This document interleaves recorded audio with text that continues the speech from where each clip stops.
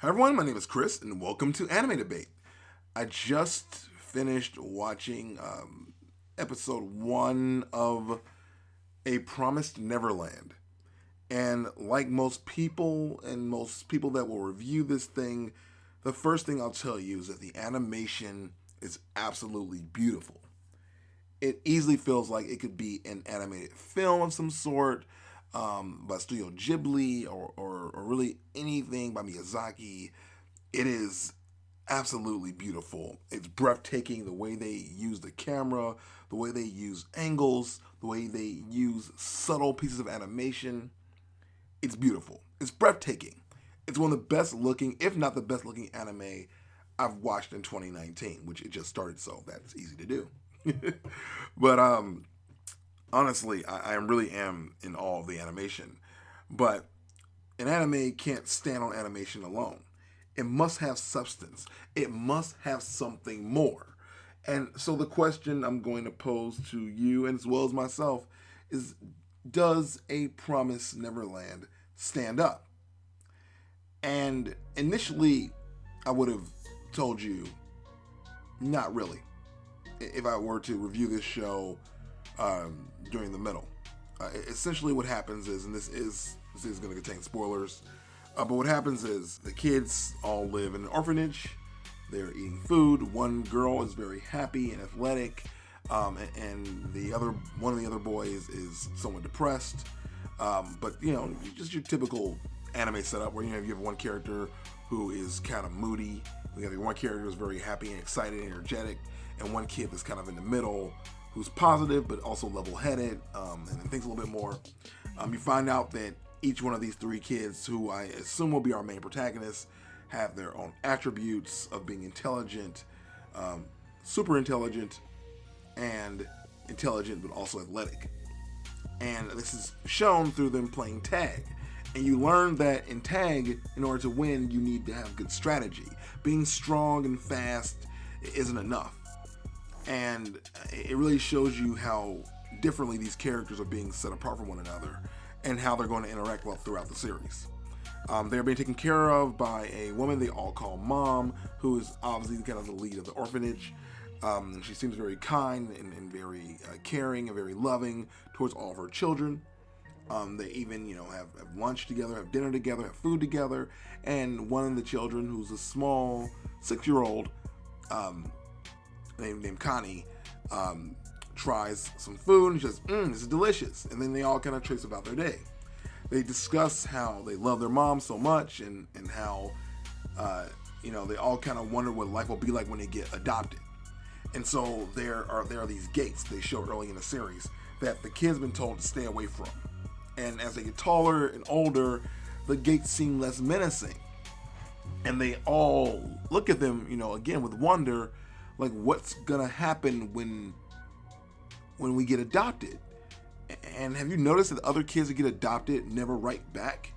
It seems odd because, the kids are all family. They all consider each other to be brothers and sisters and siblings.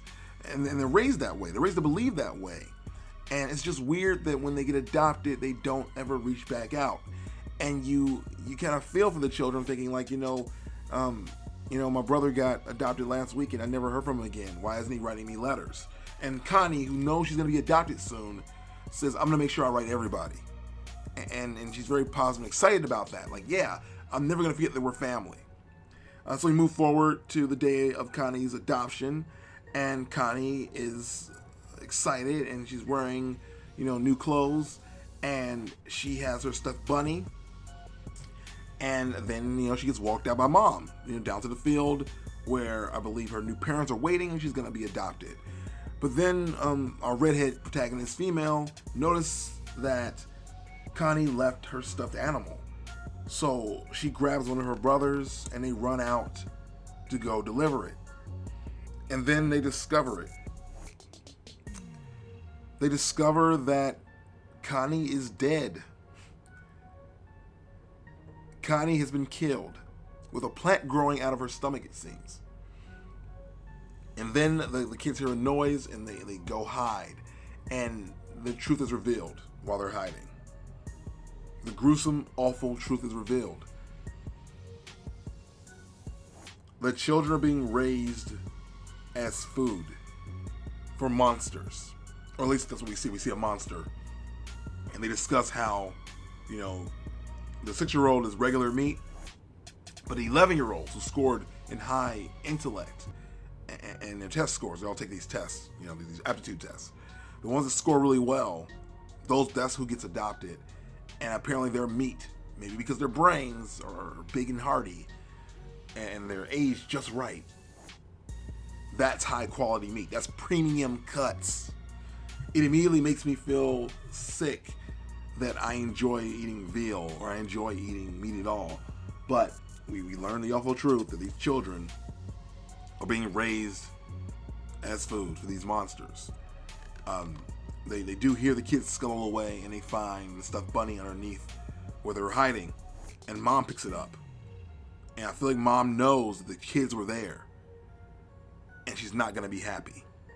The kids are freaking out that their truth isn't what they thought it was. And they devise a plan to get away. And initially, you know, the white-haired brother is saying, you know, just the three of us, they're basically our protagonists. Let's the three of us get out of here before we're eaten. But the redhead female protagonist can't fathom let her other siblings get eaten.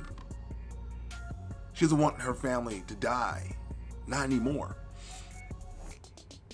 And so the white-haired protagonist male makes the decision that they're going to save everybody. They're all going to escape. But if you ask me, that's probably not going to work because I feel like some of the kids are going to think they're making it up. Some of the kids are going to naively believe in their mother and they're going to stay at the orphanage.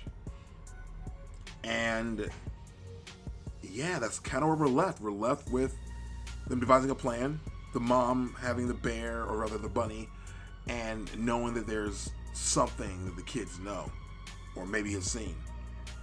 And a plot being afoot for the kids to escape. And it leaves me wanting more. So when I said earlier that, you know, I wouldn't have given this show much thought otherwise, that's because I got through the parts of them playing tag and things feeling very mundane. I really thought there was going to be a show that was just going to just be beautiful and you get to see the relationships of the children and whatnot, and just how they, you know, they grow up in this orphanage and they have a nice, cool, you know, kind of what do you call it, slice of life kind of thing, you know. But nope, it's sinister. Nope, it's sci-fi. And nope, it's messed up. And oh my lord, do I want some more. The music used in this series is beautifully done. Like beautifully. Like even when they stop playing music and they use atmosphere to portray the story with like small, tiny cricket noises. Small, tiny atmospheric outside noises that can barely be heard, but you know they're there. That's how you know someone's composing this. Someone is designing the sound and making sure that everything fits in a way that a universe is being built, a world is being built, a moment is being built. And I am in awe of their ability to do so, coupled with this beautiful animation. This might very well be the best show of this season. And I've only seen one episode. And I know I've gone on record before of really getting excited about a show in the first episode or having one moment in the show define the entire thing. Goblin Slayer. But then the show not living up to that initial potential or that initial hype. Goblin Slayer. But still being good in quality. I really do think if this story is written well and built the way that it's been structured here, we're in for one hell of a ride. And I, for one, can't wait to get on board. But what did you guys think of this show so far? It's just episode 1. We did a little analysis here. I want to try to make some predictions of what's going to happen next, but I really don't know. They didn't even give us a preview of what's going to happen next in the next episode. They just played the credits.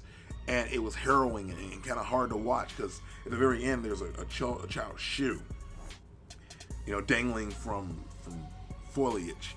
And it's like, oh Lord, there's going to be more deaths, aren't there? This isn't going to be a rosy show, is it? And I keep thinking the redhead protagonist that, you know, is very cheerful and positive is going to lose a bit of her soul, lose a bit of that cheerful exposition she has. and we're gonna go down a character journey that I don't think I want to go down. I always hate when a very happy, cheerful character loses that innocence, loses that belief, loses that like beautiful thing that makes them. Like the character is even stated at the beginning of the series that, you know, she acts like she's 5 years old even though she's 11, and I love that kind of childlike nature. I think I possess the same thing. I can always play. I can always have fun. I can always be positive. But as I'm getting older and you know, even wiser, I find a lot of that in me is dying, and I lament that. And so it's hard for me to know that a character that I already enjoy a lot, but haven't taken the time to learn her name, is going to lose that. That's what I'm expecting. Like, she's going to be positive, but I think she's just going to get, it's going to get darker and darker and danker and danker as it goes on. But maybe I'm going to be wrong. I'm excited to see where this show goes. I'm excited to see what kind of action we get out of it, and I'm excited to see what you guys think. So let's talk about A Promised Neverland. And if I have to give it any kind of rating, I'm going to give it 5 out of 5. The music and execution were great. The animation, breathtaking. The story and the plot laid out in a way that you didn't see it coming. Unless you read the manga, which, you know, that's another thing altogether. And yeah, this is almost near perfection. Let's see if it holds up next week. My name's Chris, and welcome, or, you know, saluting out to Anime Debate. Let me know what you want to hear me discuss or review next on the next episode. Check out these other videos I made here, and I'll see you next time.